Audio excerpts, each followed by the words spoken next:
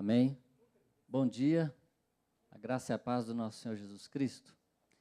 O pastor Weber está no congresso, de famílias e me pediu para trazer a aula aqui para ele, essa tarefa difícil, mas estamos aqui pela graça do Senhor. Ele me disse que a classe está estudando sobre um tema, sobre masculinidade e feminilidade, não é isso?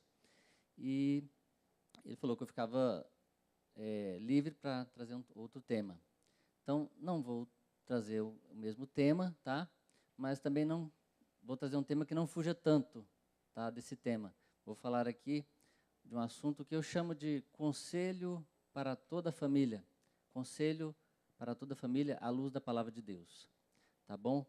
E eu queria que aqueles que estão mais atrás viessem mais para frente. Vamos ficar mais próximos aqui.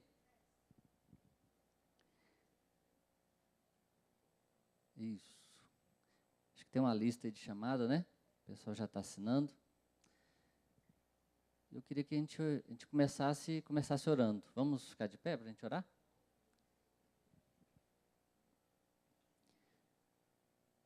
Senhor, nosso Deus, nosso Pai, nós te agradecemos, Senhor, por estarmos aqui na Tua casa nessa manhã. Pai, que possamos, nesta manhã, Senhor, aprender um pouquinho mais da Tua palavra.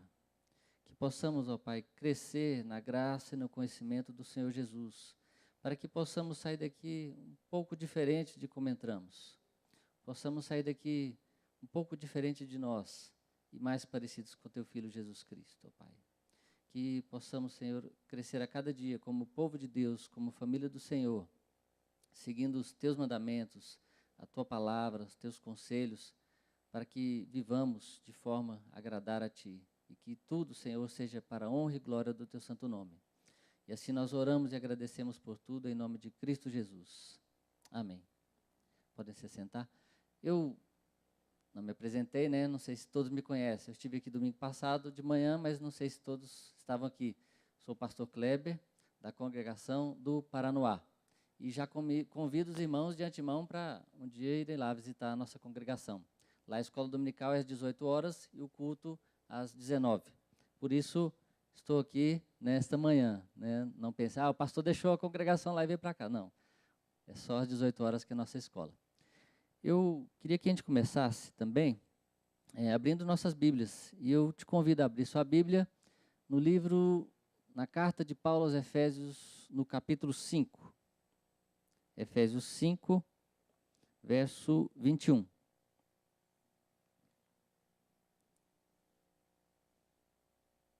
Efésios 5, 21.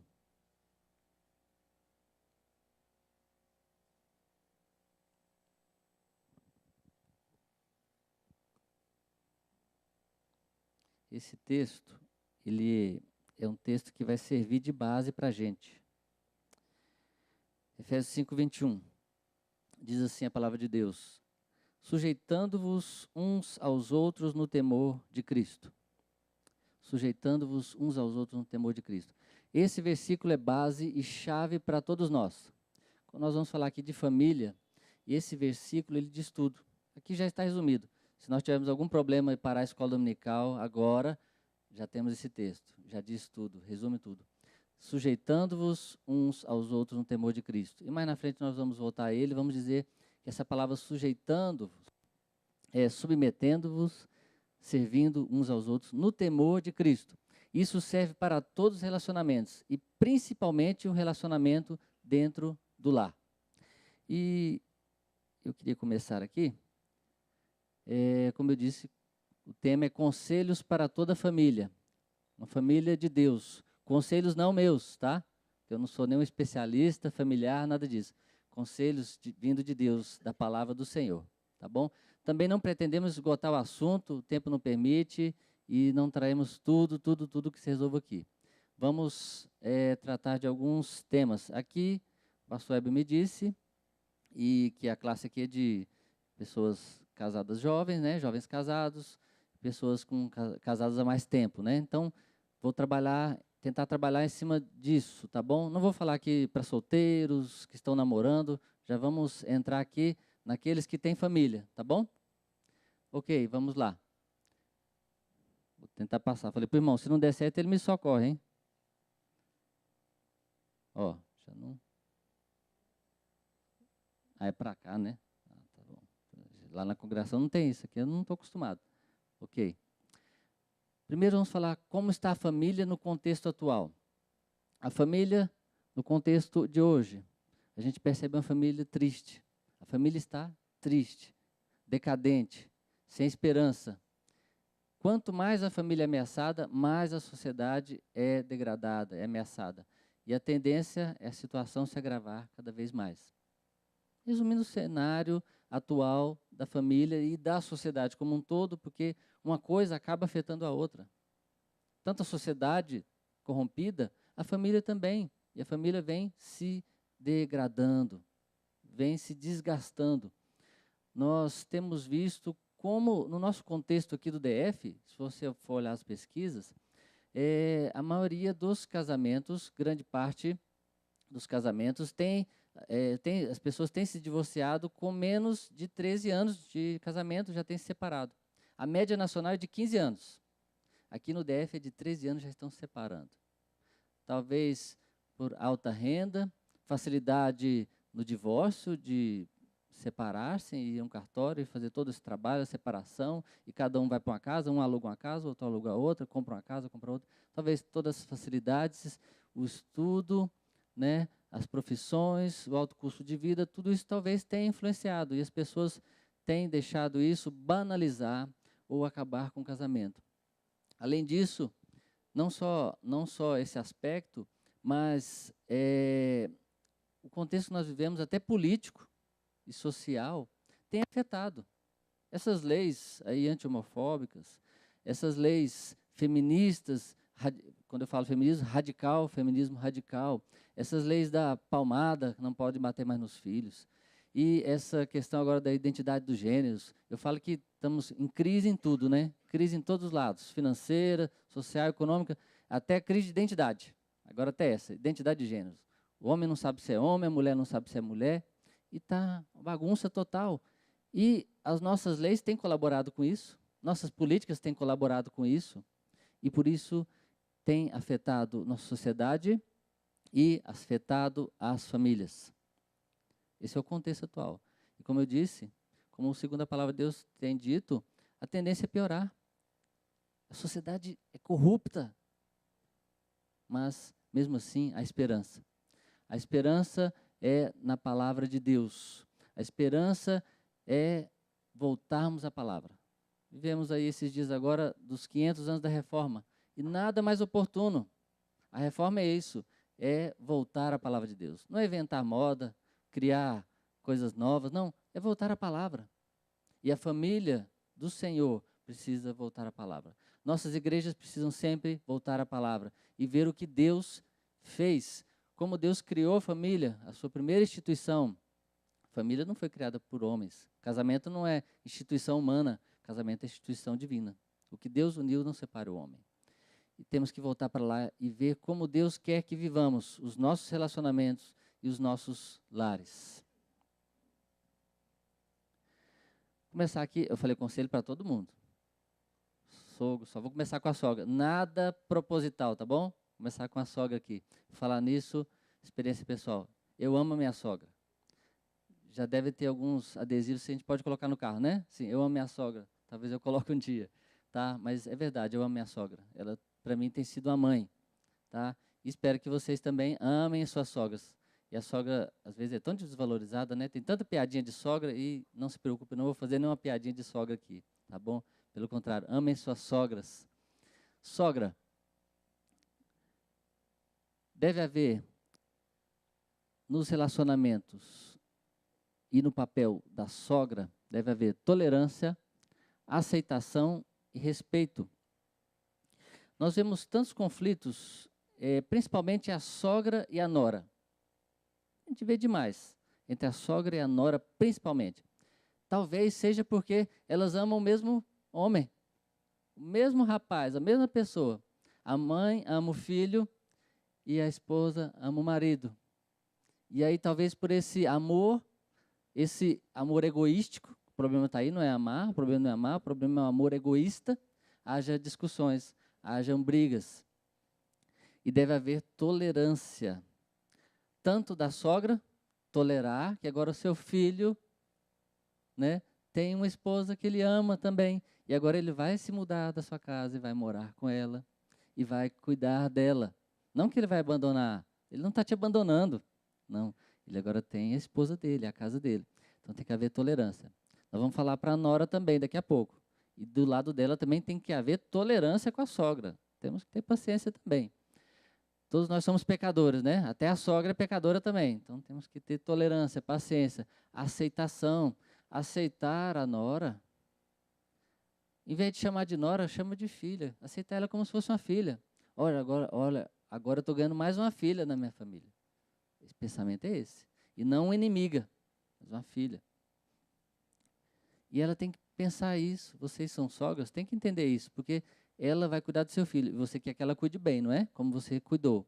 Então, a respeite, trate-a bem, porque é ela que vai cuidar do seu filho. E haja respeito, respeito mútuo. Respeito é importante. Respeito não é só porque a sociedade diz que deve haver respeito, ética, gentileza, não, porque a palavra de Deus diz. Nesse aspecto, a sociedade está correta e nós aprendemos que toda verdade é verdade de Deus, como dizia Calvino. E se é uma verdade, é de Deus, é porque Deus já ensinou. E o respeito cabe para todos, em todo lugar. E ali eu coloquei alguns exemplos bíblicos. Um exemplo bom, ou melhor, um exemplo ruim e um exemplo bom. O primeiro é de Rebeca.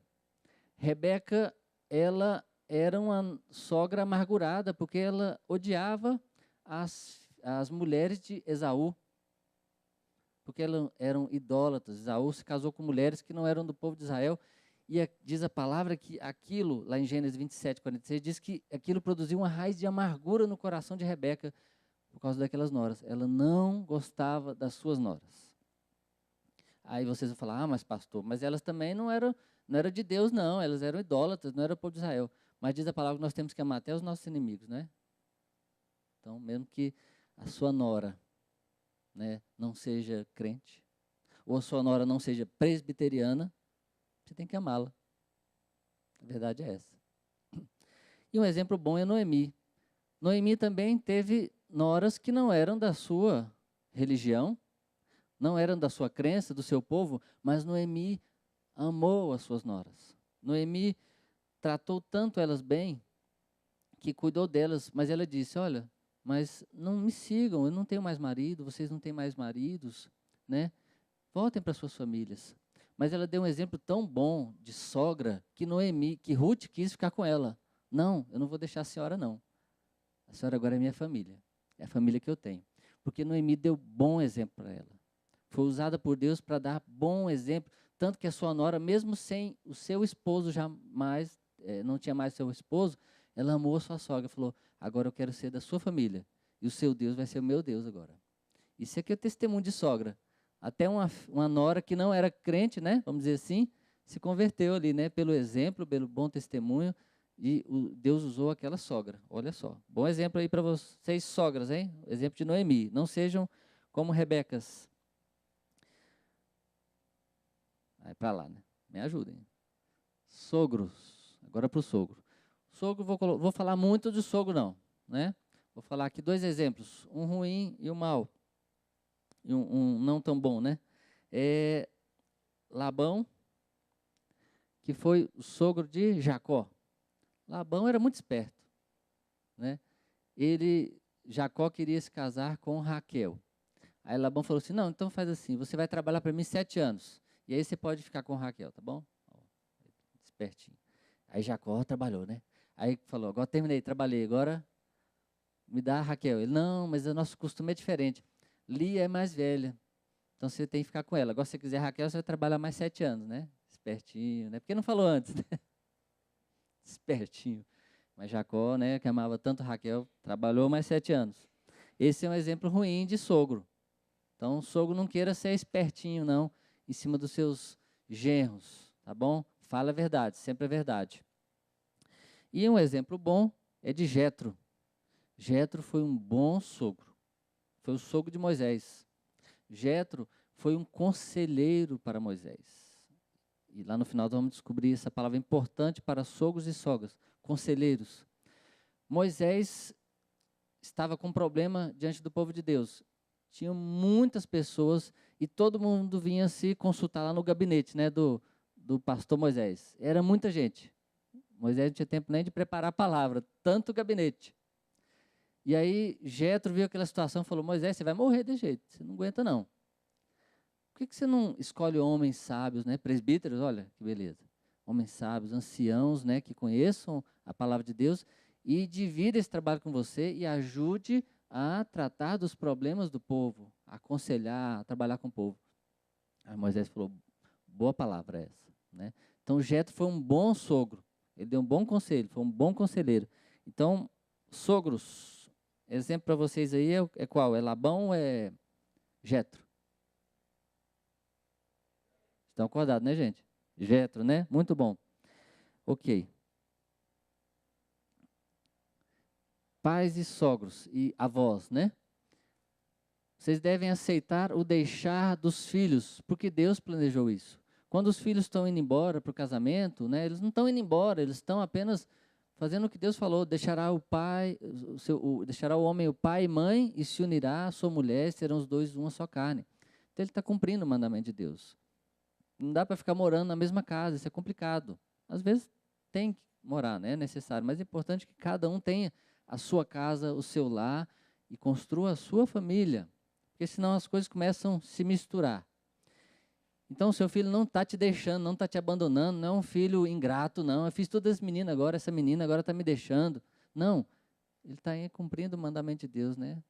Deixará o pai e mãe e se unirá à sua mulher. Não é abandono, não é rebeldia, nem desprezo, nada disso. Também os filhos não podem deixar os pais nunca mais visitar. Nós também, né? Senão aí é abandono, é desprezo. Não, mãe, né? Eu vou estar sempre aqui. E se a senhora precisar de mim, estamos juntos. Mateus 19, 4 e 5. Não tendes lido que o Criador desde o princípio os fez homem e mulher e disse: por esta causa deixará o pai e mãe, se unirá à sua mulher, e serão os dois uma só carne. Esse é o propósito. E os pais, os sogros, os avós têm que entender esse princípio. Isso é bom, isso é palavra de Deus. É melhor que seu filho saia da sua casa por raiva, rebeldia, desprezo, né? O ruim é se ele sair, ele ter o casamento como uma fuga. Às vezes os filhos querem ir para um casamento para fugir. Não, eu quero sair dessa casa, vou casar logo, pronto, fugir dessa família. Eu falo para muitos sim que nós não podemos fugir dos problemas, nós temos que resolver os problemas. Se tiver jovens aqui ainda, não queiram casar para fugir de problemas da sua casa. Resolvam os problemas primeiro, porque senão você vai levar os problemas para a sua casa, para o seu casamento, tá bom? Respeite os limites da privacidade da nova família. Deixa eu acompanhar do meu aqui para não ficar virando. A casa deles não é a sua casa. Provérbios 25, 17 diz: não sejas frequente na casa do teu próximo, para que não se enfade de ti e te aborreça. Né? Não irrite a nora, o genro. Tem só que está lá todo dia. Todo dia. Tá, quer que eu faça comida? Quer que eu faça janta? Né? E a sua casa? Esqueceu a casa lá. Aí chega o esposo, não fez almoço, não fez minha janta. Ah, não, estava lá na casa dos meninos, né, fazendo. A sua casa é a sua casa, a casa deles é a casa deles. Tá bom? Não é que você não possa visitar, tá? Mas não seja frequente, como a palavra de Deus diz. Os problemas deles não são seus. Cada um com seus problemas. Não é que você não possa ajudar. Lembra lá de Jetro, né? Bons conselhos. Mas os problemas deles, eles têm que resolver. Não é você que vai resolver, não. Não é você que vai assumir a responsabilidade, não. Os problemas deles são deles. E os seus problemas são os seus. João 19, 26. Vendo Jesus a sua mãe e junto a ela o discípulo amado, disse: mulher, eis aí o teu filho. Os planos deles não são seus. João 2, 4. Mas Jesus lhe disse: mulher, que tenho eu contigo? Ainda não é chegada a minha hora. Jesus nos dá exemplo. Os planos deles não são seus. Não queiram colocar os seus sonhos, os seus planos na vida dos seus filhos. Tem muitos que fazem isso, né? Quer que o filho forme medicina porque eu queria ser médico, eu não fui, mas agora você vai ser. E aí faz aquilo, o menino começa a faculdade frustrado, depois desiste, larga tudo, vai fazer outro curso. Então, os planos seus não são os deles. Eles vão ter os planos deles, os projetos deles, tudo. Você pode até acompanhar, né, orar, claro, né, e ajudar no que for preciso, mas os planos deles são deles. Os filhos deles não são seus. Marcos 5,40, fala da filha de Jairo. Tendo ele, porém, mandado sair a todos, tomou o pai e a mãe da criança e os que vieram com ele e entrou onde ela estava. A filha de Jairo estava doente, Jesus então vai lá orar com ela, né, e curá-la, e ele fala, ó, chamou o pai e a mãe. Não, não chamou os avós. Ó, chamou o pai, a mãe, o avô, o tio, todo mundo. Não. Não é que os avós não possam estar. Esse texto é para a gente entender que, às vezes, os filhos têm que ser cuidados pelos pais. Os filhos deles não são seus filhos, vocês são avós. Vocês não têm que assumir a responsabilidade. Eu vejo que, às vezes, jovens se casam tão cedo e as filhas têm filhos que parece que a avó que virou mãe. Aí a mãe que cuida, tal, o menino está o tempo inteiro na casa dela. Não, os filhos deles são deles. Eu sou a avó, então vou fazer meu papel de avó, tá bom? Você que é mãe, você que é pai. As decisões deles não são suas, João 9,21, mas não sabemos como ver agora. Ou quem lhe abriu os olhos também não sabemos. Perguntai a ele, idade tem, falará de si mesmo. Aqui são os pais daquele cego de nascença que o Senhor Jesus curou, e aí vieram os fariseus, perguntaram, o que te aconteceu? Quem é que te curou? Perguntando para os pais dele. Ele falou, olha, ele é maior de idade, pergunta para ele. Pergunta para ele. Então, as decisões deles não são suas. Seus filhos têm que se converter. Seus filhos têm que vir à igreja. Seus filhos têm que ser crentes. Seus filhos têm que buscar a salvação em Cristo Jesus. Não é porque você é crente que eles vão ser crentinhos. Não é porque você é salvo, ele já está salvo. Cabe a você, sim, mostrar o caminho para eles. Ensiná-los na palavra. Levá-los à igreja. Mostrar Cristo para eles. E diz a palavra que tu e tua casa serão abençoados. Se você crê em Jesus, você e sua casa serão salvos. Nós somos esse povo, o povo da aliança de Deus. E nós cremos que nós criamos filhos não para o diabo. Nós criamos nossos filhos para Deus. Mas também não pensemos que, ele já nasceu crente, pronto, já está salvo, né? Só levar ele para a igreja, a escola dominical, os pastores, os professores resolvem tudo. Não. A responsabilidade é sua também, de ensiná-los na doutrina, na disciplina e na administração do Senhor. Vamos lá? Seja uma bênção para eles e não o contrário. Continue amando os seus filhos. Não vou ler tudo, que talvez o tempo não permita, tá? E depois quem quiser esse estudo já fica gravado ali, o slide está gravado ali, pode pegar com o irmão. Seja uma bênção para os seus filhos, para as suas noras. Continue amando, são seus filhos. Eles não deixaram de te amar e você não precisa deixar de amá-los. Continue amando-os, são seus filhos. Ame seu genro ou nora, seus filhos os ama. É o que eu falei, ame a sua nora, ame o seu genro, porque os seus filhos os amam. Por isso que eles escolheram eles para casar. Então, ame-os, não os odeie-os. Traga eles para perto, não para afastar. Se você quer seu filho perto de você, que não se afaste, então trate bem os seus cônjuges, né? Para que eles continuem próximos a você. Não os afaste. Ame-os e, se possível, ame-os como filhos também. Lembre de Ruth e Noemi. Respeite os direitos dos seus consogros, né? Respeite-os, eles também têm pais. Os outros avós também, né? Não é só você que é avô, não. Não, eu que sou avó, não é? Pega o netinho. Quem é a vovó querida sua, né? Quem é a vovó que você mais gosta, né? E o outro avô está ali do lado, morrendo de raiva. Não. Respeite os outros também. Eles também são avós. Eles também têm os mesmos direitos, né? Também são sogros, sogras. Então, se respeitem. Não haja competiçãozinha, tá bom? Mesmo que você seja crente e os outros não são.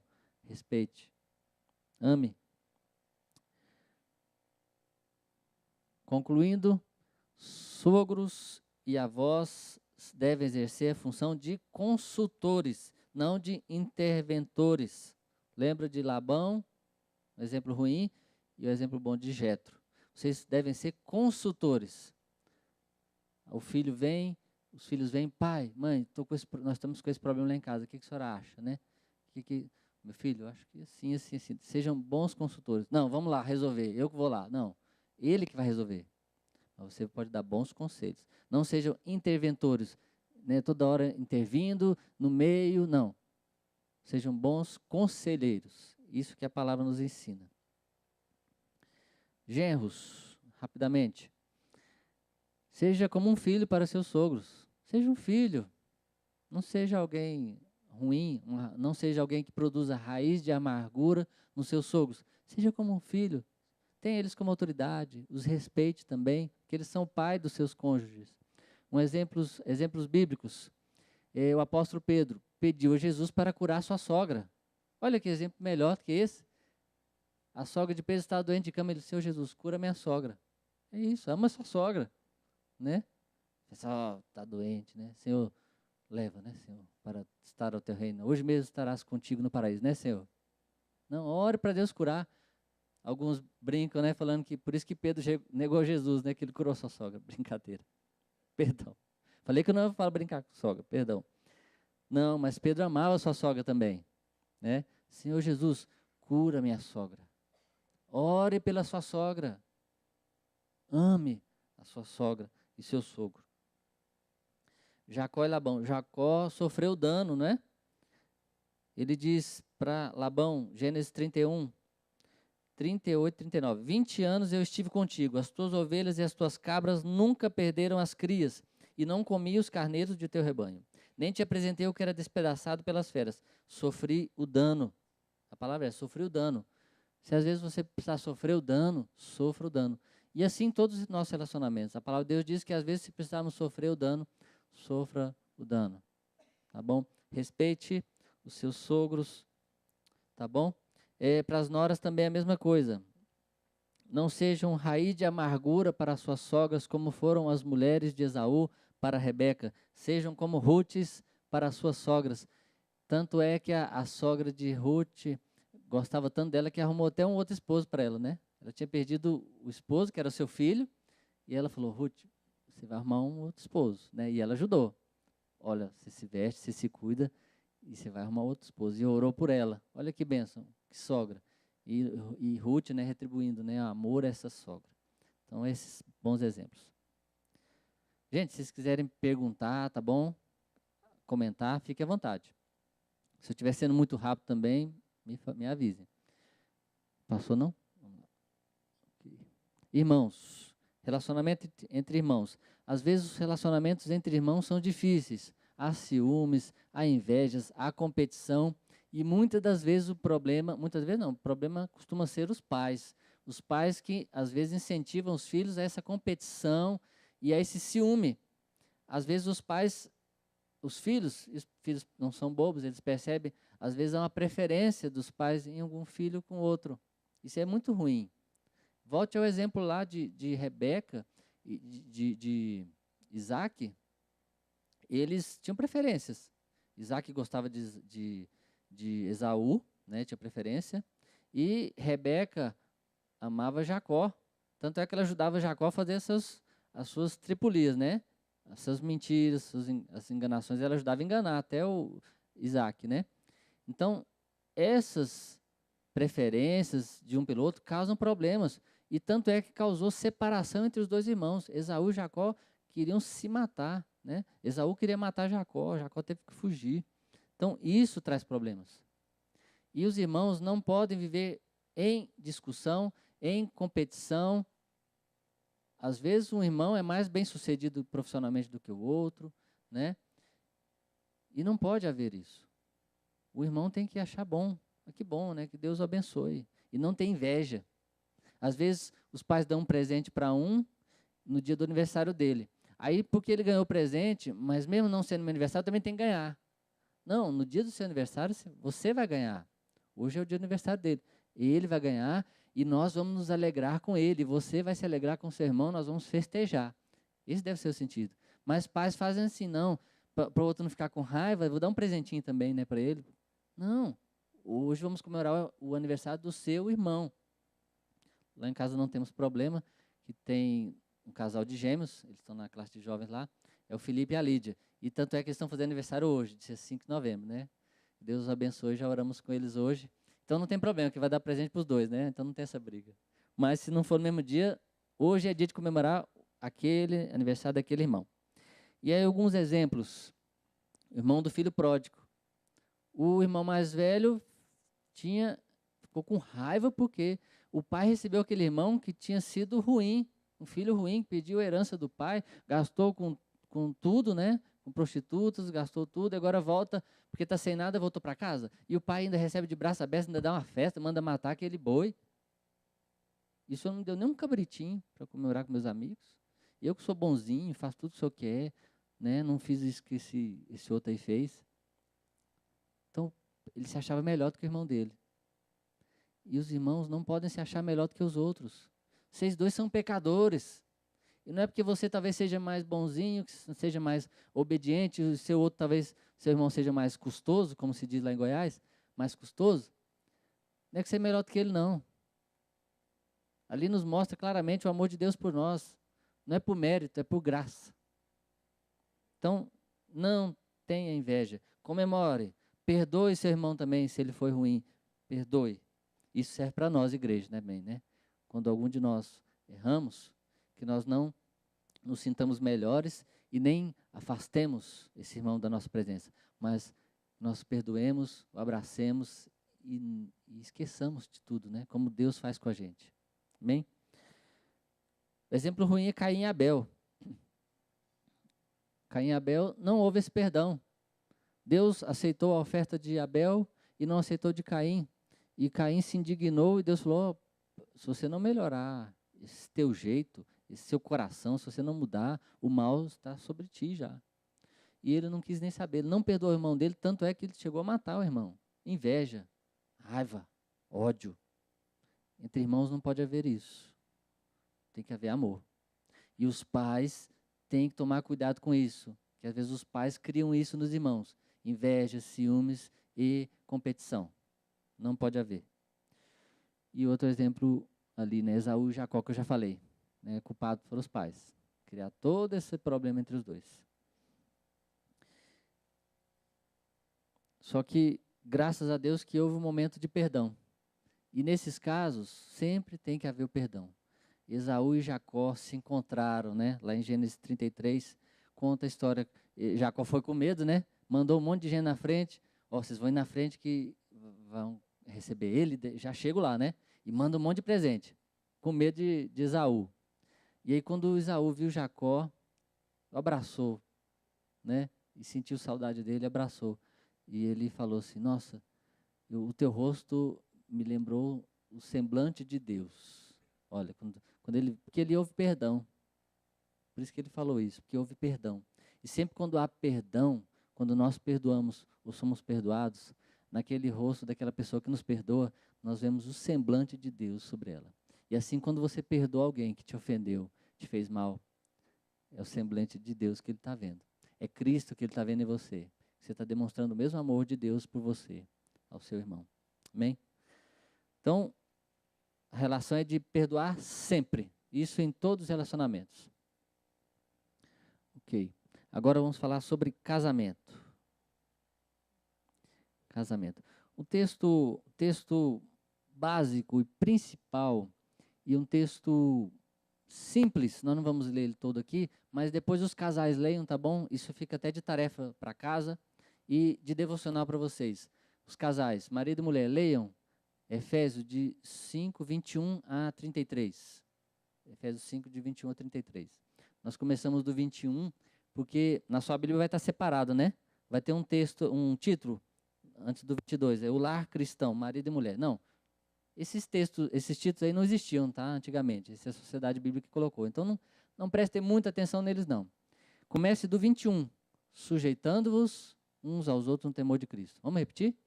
Sujeitando-vos uns aos outros no temor de Cristo, tá? E aí começa. E aí começa. Essa palavra sujeitando, no grego, ela traz a ideia de submeter-se, de servir, tá? E aí, esse é o verbo para todo relacionamento que vem depois. Mais adiante vai ter relacionamento de pais e filhos, de senhores e servos, e para todos, sujeitando-vos uns aos outros. E aí começa, e a esposa ao marido como ao Senhor. Já está subentendido. E os outros também, depois o marido, a esposa, os pais aos filhos, filhos aos pais, os senhores, sujeitando-vos uns aos outros no temor de Cristo. Então as mulheres digam amém, porque elas achavam que é só a esposa que era sujeita, né? Só a esposa que era submissa. Isso é a função, isso é um papel que nós vamos estudar. Cada um tem seu papel e sua função. Não é igual a sociedade que é impor que cada um, agora misturou, né? O homem perdeu o seu papel, sua função na sociedade, né? No casamento, a mulher também está trocando os papéis. Há aqui papéis diferentes, mas o mandamento é esse, todos sujeitando-vos uns aos outros. Depois os casais vão ler isso em casa. E o marido lê para a esposa o papel dela, e a esposa vai ler o papel do marido para ele. Esses são os elementos, esse texto é um resumo para nosso relacionamento dentro do lar. Maridos, Efésios 5, 25. Maridos, amai vossa mulher, como também Cristo amou a igreja e se deu a si mesmo em favor dela. Então, o papel do marido é esse, amar a sua esposa. Amar a sua esposa. E eu comecei aqui do marido, né? Depois a gente vai para a esposa. Porque a palavra é essa, amar, amar. E daqui a pouco nós vamos falar da mulher. E a mulher que se sente amada, o papel dela fica mais fácil. A função dela fica muito mais fácil. Então, se você quer, marido, ter uma esposa que cumpra seu papel bíblico de esposa submissa à autoridade do marido, ame a sua esposa. Demonstre. Fale. Principalmente fale. As mulheres gostam de ouvir essa palavra. Eu te amo. E às vezes a gente fala, não, mas eu faço tudo por você, você vê que eu trabalho, eu faço tudo. Não. Fale. A mulher gosta de ouvir. O homem às vezes não precisa ouvir tanto, ele gosta também de ouvir isso. Mas ela gosta mais. Então fale. Eu te amo. Ela precisa. Os maridos precisam ser românticos. Tem se perdido isso. Tem se perdido isso. E quando eu falo romântico, não precisa gastar tanto. Às vezes pensa, não, nós vamos fazer uma viagem a Paris, né? Nós vamos, agora no ano da reforma, vamos à Europa fazer uma viagem lá. Ou então um jantar romântico, caríssimo, né? Num restaurante mais caro aqui de Brasília.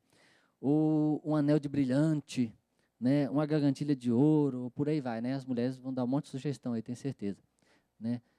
Não, pode até dar, mas não é isso.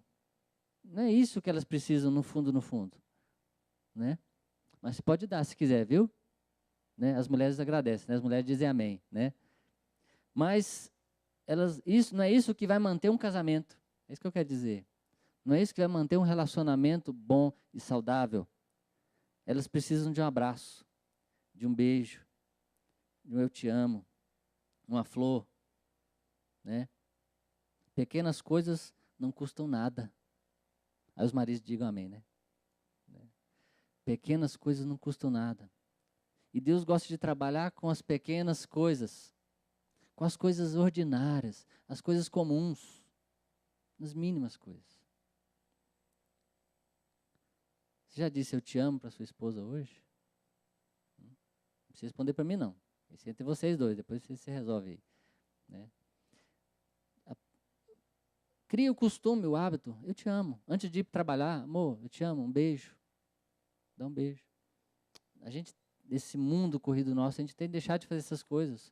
E tem perdido esse hábito. E o homem, eu sou homem, eu posso falar, a gente se deixar, a gente entra naquela rotina, naquele piloto automático e esquece mesmo. E larga para lá. Né? A gente tem essa tendência na nossa natureza. Por isso que Deus manda, amai. Porque amor não é sentimento, que a gente for esperar sempre ter um sentimentozinho, tem que ter também, claro. Né? Que senão você não tinha casado com ela, não tinha namorado, né? Aquele fogo, aquela paixão. Mas o que vai ficar é esse amor, que é atitude. E aí exige, às vezes, sacrifício. Lembra ali está falando de Cristo. E Cristo amou tanto a sua igreja que deu a sua vida por ela. E o nosso papel é esse. O papel do homem não é fácil não, mulheres. Às vezes a mulher pensa assim, não, o papel da mulher que é mais difícil. Não, o do homem é muito difícil. Porque o amor dele é sacrificial, que ele tem que estar disposto a dar a vida dele para cuidar e proteger da sua família, da sua esposa. E aí entra todo o sacrifício. Mesmo que você não queira, não lembre, não quer, mas você tem que fazer todas essas coisas. As esposas não precisam só de presentes, mas de maridos presentes. Não de seus presentes, mas de suas presenças. Não adianta você trabalha, viaja, trabalho, aí no dia dos namorados, ou no dia do casamento, aniversário de casamento, aniversário dela, você manda um presente, ou manda alguém comprar, né?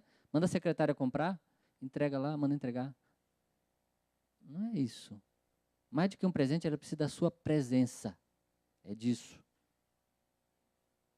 Machões, né? Os machões aí de plantão. O grande machão da sua casa não é o que bate na mulher, não é o que espanca os filhos, chuta o cachorro, quebra os móveis, esmurra a parede. Isso não é ser machão. Machão, homem de verdade, é aquele que tem domínio próprio. Que a palavra de Deus fala, domínio próprio. Esse que contém, às vezes, a sua raiva. Às vezes a gente fica nervoso mesmo. Né? Às vezes sobe, né? O sangue, a ira. Mas o machão mesmo, o homem de verdade, é aquele que controla, que tem domínio próprio sobre as suas ações, sobre a sua força, que às vezes é mais forte. Machão é aquele que resolve as coisas com sabedoria e paciência. Que resolve as coisas dentro do lar com sabedoria. Esse é o machão, esse é o homem mesmo. Esse é o homem de Deus. Maridos, amai vossas mulheres. Marido é um homem que perdoa, é um homem que ama, é um homem que está presente. É um homem que é fiel. É fiel, mesmo quando a esposa não está presente. É fiel nos seus relacionamentos, no seu trabalho, na internet. Tá? Tem que ser fiel também na internet, tá bom? Por isso que precisa da palavra de Deus, para nos ajudar, porque por nós mesmos a gente não consegue. Mas pelo poder da palavra de Deus, pelo poder do Espírito Santo que nos dá, ele nos dá condições de ter domínio próprio dos nossos desejos, dos nossos impulsos de homens. Vamos para frente? O tempo ali que está correndo, né? Pedro também diz, maridos, vós igualmente vivei a vida comum do lar, com discernimento e tendo toda consideração para com a vossa mulher, que é a parte mais frágil, tratai com dignidade, porque sois juntamente herdeiros da mesma graça da vida, para que não se interrompam as vossas orações. Então, vocês querem que suas orações sejam ouvidas por Deus? Então, respeite a esposa, trate-a como igual e não inferior. 3 conceitos chaves para os maridos: consideração, cavalheirismo e comunhão. Consideração. Trate a sua esposa como a parte mais sensível, a parte mais frágil. Seja compreensivo, atencioso. Ouça o que ela fala. Chegou do trabalho cansado? Tudo bem. Agora eu vou adiantar a parte das esposas um pouquinho.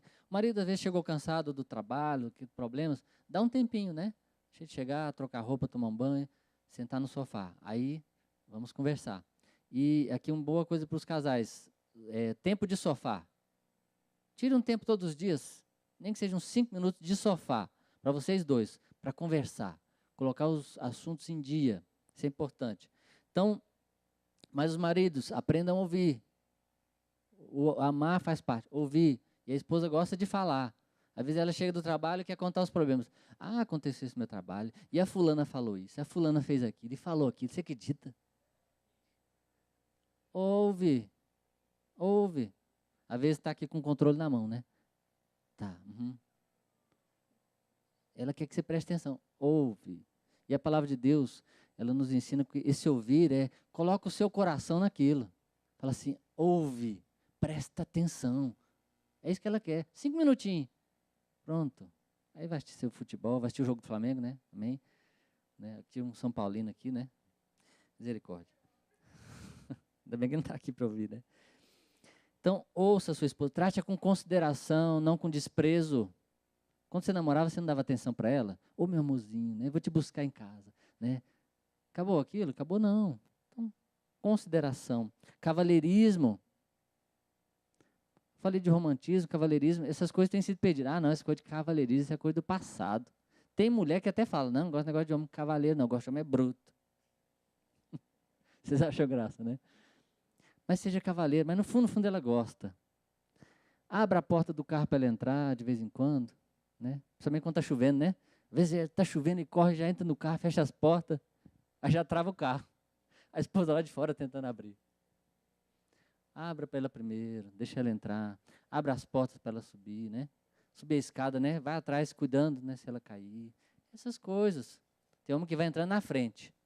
E a mulher fica lá atrás, com os meninos no braço. Parece que é cultura japonesa, que é assim, né? O homem lá na frente e os meninos lá atrás. No judaísmo diz que é assim também. Eu tive um professor que morou lá e disse que os homens andam na frente de mão dada.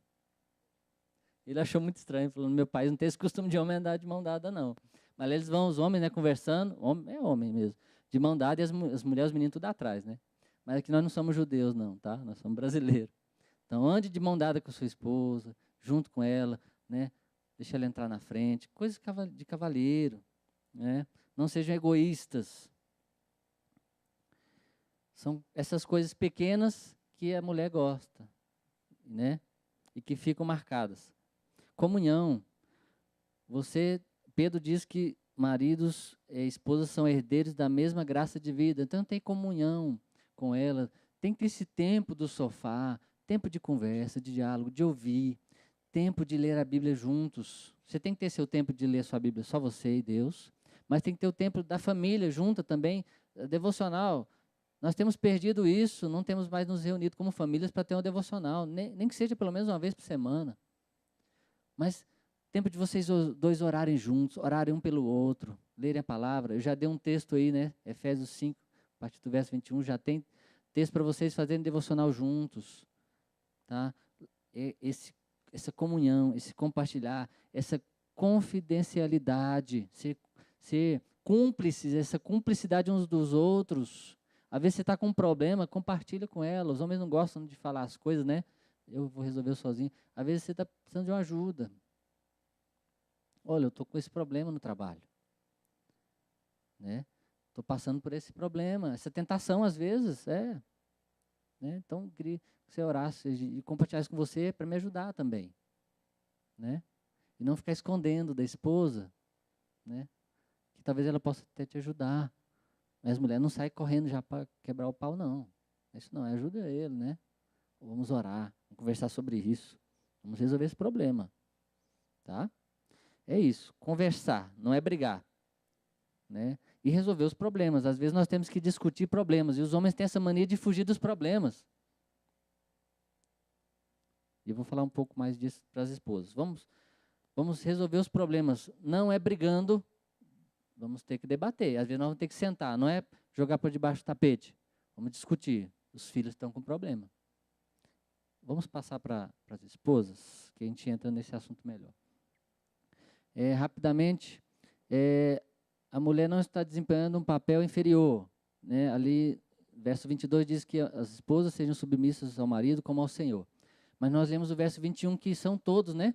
Todos têm que ser submissos. O marido, como esse amor sacrificial, ele está se submetendo também. Ele está servindo, assim como Jesus lavou os pés dos discípulos, ele também lava os pés das esposas. Olha, é boa ideia, né? Já lavou os pés da sua esposa algum dia?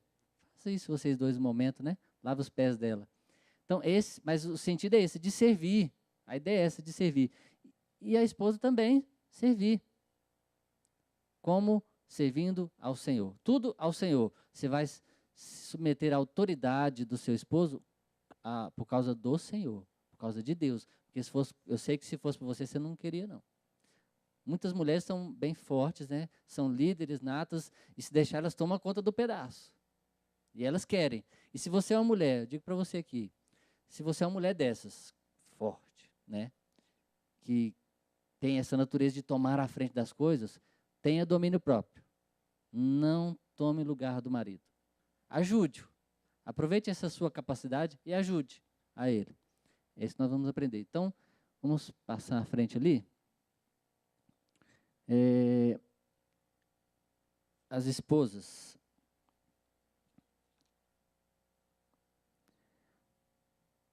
O marido deve servir a esposa por meio de seu amor sacrificial. A esposa mostra submissão ao marido seguindo a sua liderança, porque o marido é o cabeça da mulher, como também o Cristo é o cabeça da igreja. No verso 23.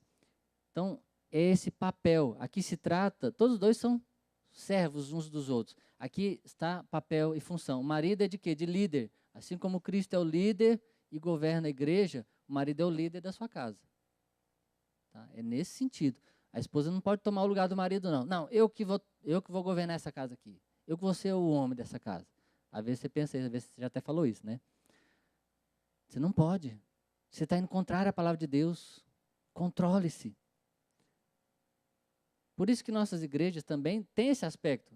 A igreja presbiteriana é de presbíteros, de homens, porque não que as mulheres não tenham papel, elas têm um papel muito importante na igreja, as mulheres, mas esses títulos, ofícios do homem, no sentido do governo, autoridade, aqui do ensino. Não que as mulheres não possam ensinar também, a mulher pode ensinar, pode até pregar também, claro, mas ela não pode querer tomar o lugar do homem. Fala, não, agora acabou. Não ouve o que esse pastor está falando, não. Ouve o que eu estou falando. Não, sai daí, pastor, eu que vou falar aqui nessa igreja agora. Aí você está indo contra a palavra de Deus. É nesse sentido, entendeu? Você não pode querer tomar o lugar. Fala, não, eu não recebo mais ordens de homens. As mulheres que vão mandar agora. Eu sou a pastora, eu sou a profeta que vai falar. E aí, sai de lado. Não, ela pode falar sim, tá? Pode ensinar sim, mas debaixo da autoridade do pastor, né? Está submissa. Isso serve tanto para a igreja como para a sua casa. Seu esposo é o líder. Você não vai tomar o lugar dele. Não. É nesse sentido. Mas, se o esposo, pastor, mas meu esposo, ele não assume esse papel, pastor. É difícil. Às vezes ele não está, tem que tomar decisões, tem que ir à frente, senão não vai, o negócio passa da hora. Às vezes, você vai ter que pegar na mão dele. Fala, pastor, me peço lá em casa, tem 3 meninos.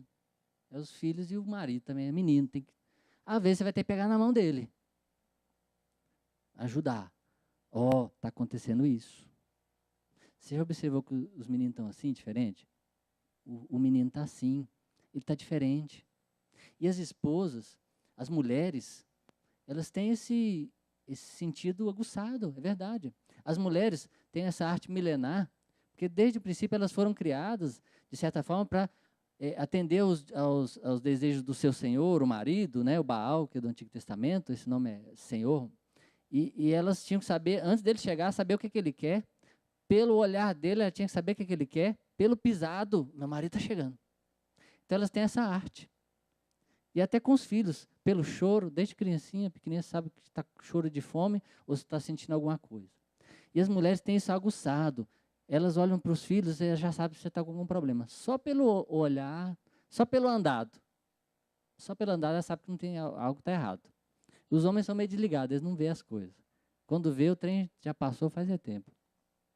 Então, as mulheres têm essas qualidades, essas virtudes, tirem proveito disso, né? Fala, para o esposo, está com algum problema. Está acontecendo isso na escola dos meninos. Vamos fazer isso, me ajuda. Então, pega na mão. Às vezes você vai ter que pegar na mão, vamos, homem. E é cutucar e, né, cutuca o homem, dá uma alfinetada. Mas não tome o lugar dele. Não assuma esse papel. Porque as mulheres falam, não tem paciência não, eu vou na frente mesmo. Não faça isso. Ore por ele. O ajude. Pega no pé dele. Pega no pé dele. Faça seu papel. Eu acho que você devia fazer isso, isso e isso. E os maridos, o que eu falei? Ouçam as esposas. Ouçam, porque elas sabem das coisas, viu? A minha esposa gosta de brincar. Ela fala assim, tá vendo? Eu sou sempre certa. Ela fala isso. Eu falei. É dito e feito. Eu falo, vocês não fazem, o que deu? Ela tem essa mania. Então, escutem mais as esposas, tá? E as esposas não tomem os lugares dos maridos. Ajude-os a exercer o seu papel de líderes, de chefes, de governantes do seu lar, tá bom? Vamos lá. E se o marido não for crente, pastor? A palavra de Deus fala que é o marido. Não interessa se ele é crente ou não. Ele é o cabeça do seu lar. Esteja sujeito a ele também, né?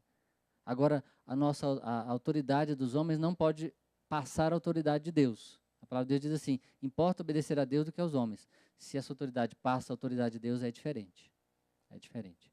Importa obedecer a Deus. Mas a palavra de Deus diz que você tem que estar sujeito a seu esposo, mesmo não sendo crente, né? Ore por ele.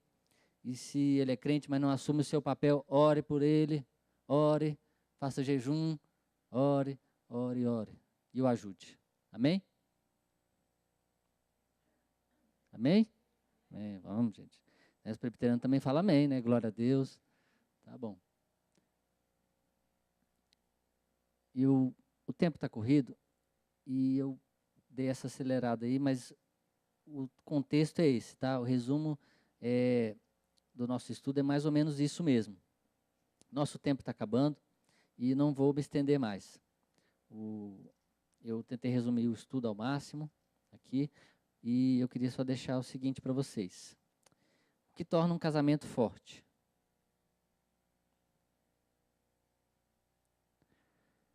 O que torna um casamento forte? 2 fatores. Um relacionamento profundo e compartilhado com Cristo. E um compromisso em obedecer a palavra de Deus. Um leva ao outro. Esses 2 fatores, um leva ao outro. Um relacionamento com Cristo. Nossos casamentos, eles têm que estar firmados em Cristo Jesus. É o cordão de 3 dobras. Primeiro, o seu casamento foi feito com Deus. O seu acordo com seu marido, sua esposa, o seu contrato, a sua aliança, primeiro foi feito diante de Deus. Você fez um compromisso com Deus e fez com o outro. E Cristo deve estar sempre no centro dos nossos lares. O marido não é o centro, a esposa não é o centro, os filhos não são o centro, os reizinhos da casa. Tem gente que deixa até o cachorro ser o rei da casa, né? O cachorro manda na casa. Não. Cristo é o centro, Cristo é o rei. Eu não posso colocar os meus desejos, o meu egoísmo, a minha vontade sempre acima de todas as coisas no meu lar, no meu casamento, na minha família. Mas a vontade de Deus, que Cristo seja o centro do seu lar, do seu casamento. Porque a vontade do Senhor é boa, agradável e perfeita. Se nós vivemos um lar sempre voltado para Cristo, sempre tendo Cristo como centro do nosso lar, do nosso relacionamento, do nosso casamento vai ser mais saudável. Não vai ser perfeito não, porque nós não vamos ser perfeitos nessa vida aqui, né? Não vai ser perfeito não, mas vai ser mais saudável, menos doente. E assim, nós teremos igrejas mais saudáveis também. Reverendo Augusto Nicodemos, no seu livro A Bíblia e a Família, diz que famílias fortes produzem igrejas fortes. Igrejas fortes produzem famílias fortes. Por isso que precisamos de ouvir a palavra, vir à escola dominical, como nós estamos aqui essa manhã. Deus nos abençoando com a sua palavra. Para que nossos lares, nossas famílias, nossos filhos sejam mais abençoados, mais saudáveis e mais parecidos com Cristo. E para que quem veja lá de fora, olhe lá de fora da sua casa, veja Cristo. Falou, aquela família ali é uma família abençoada, né?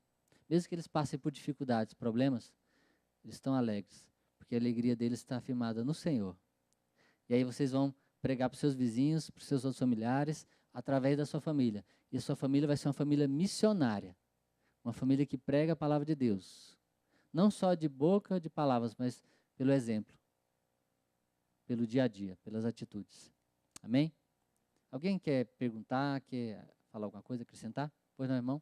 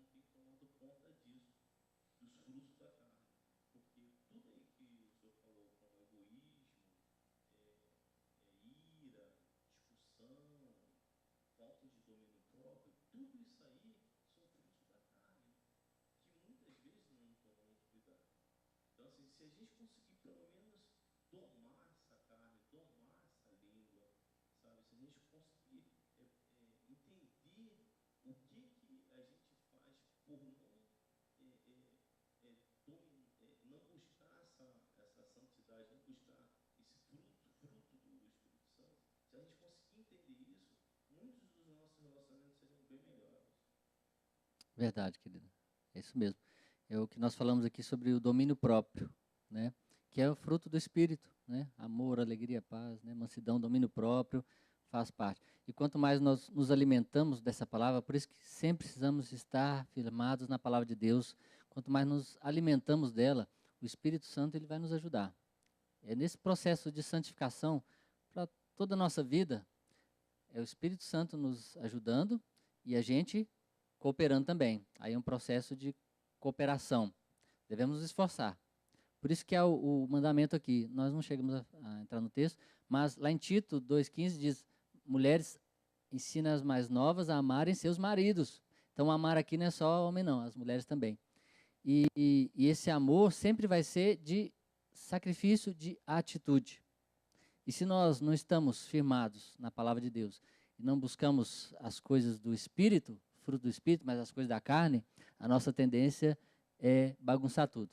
O homem vai querer ser o dominador, o terrível, a esposa não vai estar submissa a ele, né? E vão inverter os papéis, como está acontecendo, haverão separações e tudo vai se corrompendo, porque o nosso coração é corrupto, nosso coração é corrompido, nossa mente, né? Então precisamos sempre estar debaixo da autoridade de Deus e sempre olhando para Cristo. Tudo isso que nós temos que fazer é por causa de Cristo. Eu tenho que amar minha esposa porque eu amo a Deus, amo a Cristo. Minha esposa a esposa tem que amar o marido porque ela ama a Cristo, né? E juntos caminharmos. Não é fácil. É uma luta, né? Essa é a nossa luta da carne contra o espírito, que vai a vida inteira. Não vamos chegar a uma perfeição aqui. Nosso casamento não vai ser perfeito. Mas Deus vai nos manter de pé. E vai manter nosso casamento de pé até o final. Até Cristo voltar, né? Amém? Mais alguém? Não? Vamos ficar de pé, vamos orar?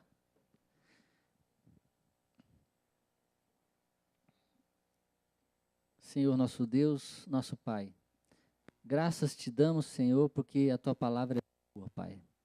Nós, nesses pequenos momentos, Senhor, que paramos para estudá-la, ó Pai, como ela é maravilhosa, Senhor. E apesar de nós, apesar dos nossos defeitos, nossas fraquezas, das nossas incompetências, ó Pai, Tu age. A Tua palavra fala conosco. A Tua palavra nos transforma, Senhor. E nos molda, ó Pai, para que pareçamos mais um pouquinho com Teu Filho Jesus Cristo. Obrigado, Senhor, porque podemos aprender um pouco mais aqui como viver em família, como viver nos nossos relacionamentos familiares, como avós, como pais, como marido e mulher, Senhor, como aquilo que Tu queres, como aquilo que o Senhor planejou para as nossas vidas, ó Pai. Ajuda-nos, Senhor, porque somos falhos.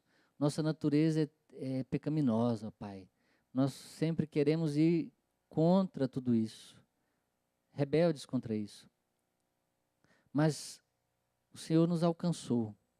A Tua palavra nos alcançou. Teu Santo Espírito habita em nós e nos transformou. Mudou nosso coração morto, de pedra, em um coração de carne. Nos deu nova vida, pois estávamos mortos. E agora temos condições de dizer sim à Tua palavra. Temos condições de obedecer. Temos condições de ser melhores maridos, melhores esposas, melhores pais, melhores avós, melhores filhos, ó Pai. Porque a Tua palavra nos ajuda, a Tua palavra nos ensina, Teu Santo Espírito nos constrange, ó Pai. Ajuda-nos nessa caminhada, Senhor. Porque sabemos que sem Ti não podemos fazer nada, absolutamente nada. E carecemos da Tua mão, do Teu Santo Espírito, da Tua palavra, da Tua graça a todo instante. Que a nossa igreja, Pai, que as nossas igrejas se tornem cada vez mais saudáveis na Tua palavra. E assim também tenhamos cada vez mais famílias mais saudáveis, mais firmadas sobre a rocha, que é Cristo Jesus. Que a nossa casa, que o nosso lar esteja firmado sobre a rocha, que é Cristo. E assim, ó Pai, nós oramos e já agradecemos por tudo, em nome de Cristo Jesus. Amém. Deus abençoe a todos, vão na paz e até a noite nos cultos das nossas igrejas. Deus abençoe.